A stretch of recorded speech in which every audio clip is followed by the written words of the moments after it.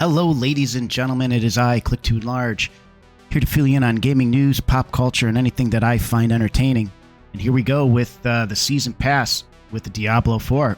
Now, people apparently are not really happy about this, which is kind of funny because that's how Diablo always was. And I think that there's a new player base coming in, and I think they're a little unfamiliar with how the season and the battle pass is going to work. So what I did was I talked to my buddies in the Discord group, and they're gonna fill you in on how they feel about this real quick. Why people aren't upward? Because there's two separate sets of rewards, and they bought both sets of rewards when they paid for the game. I don't know. I think that's a fair argument to put. But this is how normal games with seasons work. Whenever they put out new content, they ask for $10, and that's kind of like. And I don't think $10 is really that bad, to be honest, for a season pass. And you don't need to get the paid season pass if you don't want it. You can still play this season. You just won't get the season pass reward within that season. Yes. So they always So they always release like free stuff per season. They're just gonna like throw it in this battle pass now, though. Well, they have it seems like there's a free version as well. So there's like two different things that are gonna be leveling up. There's the free rewards and the paid rewards. If you don't pay for it, then you won't get the paid reward, but you'll still get the free rewards as you go. Yeah, but the paid ones are going to be better, obviously. Of course. Yeah, for more money. That's kind of how it works, you know. When you're talking about cosmetic rewards, I mean, when we say better, I mean, come on now. That is relative. So, I mean, like, if you don't really plan on playing a lot and you want to still kind of grind sometimes, then maybe you don't have to pay for it. But if you're going to play a lot and you want all the rewards, like, yeah, you probably bought the $100 thing to get you 20 levels on the paid thing anyway. So, like, that's... No, I didn't. Yeah, I did. For the people who want to do it. You know? I should have just forked out the 100. I paid the $90 one. So now that we got that out of the way, let's check out PC Gamer and what they have information as regarding to what's going to be included in this season pass and how all this is going to work. So let's get into what PC Gamer has described and has found for the battle pass, the tiers, reward types, etc. Right? So it's expected to launch in July. Makes sense.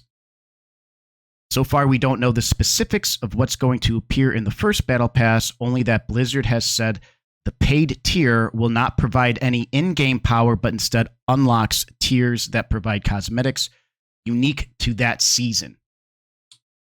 So, moving forward, this is important to note too. You will need to complete the campaign before participating in the season. I mean, all right, that's why we get these games anyways, you know? Campaign's a lot of fun anyways. To take part in the season questline mechanics, season journey, and battle pass, you will need to create a new seasonal character. Diablo franchise GM Rod Ferguson said recently. So here's the battle pass. The free battle pass gives you 27 tier rewards. Now, for $10, you have a full 90 tiers. And of course, how all these battle passes work, you could pay extra, that's $24.99, to skip 20 tiers. That's up to you, but I think $10 is not that bad, to be honest. See here, worth noting is that the premium and accelerated tiers do include the cash shop currency platinum, which Blizzard says you can put towards purchasing future battle passes. Like I know in Apex, if it's Call of Duty, if you pay for their battle pass and you finish it, you make enough back to purchase the next season. So as long as you keep finishing those seasons, you only have to spend, whatever, $10, $12 once. So, as shown above, there are 90 total reward tiers in Diablo IV Battle Pass, 63 of which are exclusive to the paid versions of the pass. So obviously you're going to be getting some better stuff if you pay for it. In all versions of the pass, you'll earn cosmetics and special currency smoldering ashes, which this is interesting.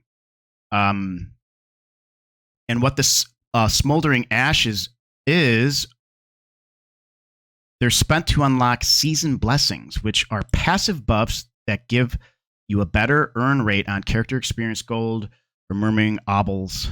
The obols are what's worth noting, in my opinion, since they can be spent at the purveyor of curiosities to get random gear, which may be legendary quality.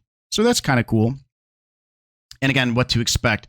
Weapon and armor skins, emotes, smoldering ashes, platinum currency, tattoo markings. So a lot of cosmetic stuff. So they continue to write, it's a bit of an intense strategy, but I bet we'll see at least some folks opting for accelerated battle pass, skipping tiers to get smoldering ashes, to grind murmuring obols faster and take their chances in rolling for gear with legendary aspects. We'll see. I mean, again, they've always had a season where you had to create new characters anyways and level those up. Again, I mean, remember, these things are always designed to keep the game fresh and new and maybe make grinding less of a grind. $10 for the regular premium battle pass, I don't think is going to break the bank, especially if you love this game as much as a lot of us do. But what do you guys think? Are you frustrated about the way their battle pass system works and the way the season works? Remember, that's two separate things. Okay. Are you going to be purchasing the standard premium battle pass? Or are you going to opt in for the $24.99 accelerated battle pass, which I know a lot of people do? Leave a comment down below. Also, like and subscribe. I'd appreciate it. I'm trying to hit 2,000 subscribers this year. I think it's totally doable. We're halfway into the year, and I'm about 400 or so away from hitting that 2K mark goal, so I'd appreciate it. That's some news, guys. I'll talk to you soon.